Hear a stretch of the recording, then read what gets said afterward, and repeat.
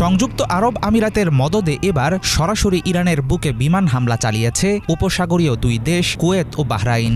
আক্রান্ত হওয়ার পর তেহরানের জবাবি আক্রমণের জেরে দেয়ালে পিঠ ঠেকে যাওয়ার পরই এমন বড় ঘটনার কথা জানা গেল। মধ্যপ্রাচ্য ভিত্তিক বিভিন্ন সূত্রের দেয়া তথ্য অনুসারে মূলত ইরানের ড্রোন এবং মিসাইল মজুত রাখার গোপন আস্তানাগুলোকে নিশানা বানিয়ে চালানো হয় বিমান হামলা। এই পুরো অপারেশনে কুয়েত ও বাহরাইনের পেছনে শক্তির যোগান দিয়েছে আরব আমিরাত। দেশটি শুধুমাত্র গুরুত্বপূর্ণ গোয়েন্দা তথ্যই দেয়নি, বরং ইরানের উপর হামলার সময় আকাশপথের নিরাপত্তাও নিশ্চিত করেছে।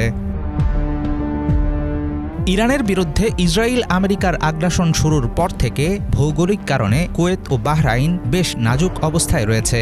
বিশেষ করে সমুদ্রের পানি বিশুদ্ধ করার প্ল্যান্ট, বিদ্যুৎ কেন্দ্রে তেহরানের প্রতিশোধমূলক হামলার পর বেশ জটিল সংকটে পড়েছে এই দুই দেশের সাধারণ মানুষের জনজীবন। ঘুমের জাদু সোয়ান গ্রুপের একটি পণ্য।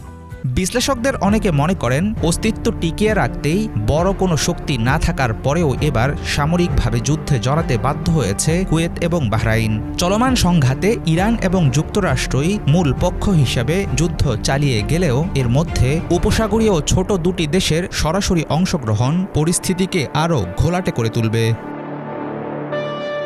2022 সালে রাশিয়া যখন ইউক্রেনে আক্রমণ করে তখন থেকেই ইরান প্রকাশ্যে রাশিয়াকে ড্রোন ও সামরিক অস্ত্র দিয়ে সাহায্য করে আসছে। আর এতে ক্ষুব্ধ হয়ে ইরানের সাথে সব রকম বন্ধুত্বপূর্ণ সম্পর্ক ও ব্যবসা বাণিজ্য বন্ধ করে দেয় ইউক্রেন। সম্প্রতি কাস্পিয়ান সাগরে ইরানি জাহাজে ইউক্রেনের হামলা এবং এর জবাবে ইরানের কঠোর হুমকির পর দুই দেশের সম্পর্ক এখন পুরোপুরি সংঘাত ও পাল্টাপাল্টি আক্রোশের মুখে এসে দাঁড়িয়েছে। যুদ্ধবিরতি ভেঙে যাওয়ার পর থেকে ইরানকে দুর্বল করতে টানা হামলা চালিয়ে যাচ্ছে যুক্তরাষ্ট্র। জবাবে মধ্যপ্রাচ্যের বিভিন্ন দেশে অবস্থিত মার্কিন স্থাপনায় আক্রমণ অব্যাহত রেখেছে ইরান। অবশ্য সাম্প্রতিক তথ্য বলছে আবারও সাময়িকভাবে পাল্টাপাল্টি হামলা বন্ধ রেখেছে ওয়াশিংটন ও তেহরান। তবে এখনও নিভেনি সংঘাতের আগুন। পুরো উপসাগরীয় অঞ্চলে শান্তি ফেরানোর সব চেষ্টা ভেস্তে যাওয়ার পরও কুয়েত ও বাহরাইনের অংশগ্রহণ যুদ্ধকে আরও ছড়িয়ে দেবে। একে অপরকে ঘায়েল করার এই লড়াই গোটা মধ্যপ্রাচ্যকে ঠেলে দিচ্ছে ভয়াবহ এক বিপর্যয়ের দিকে।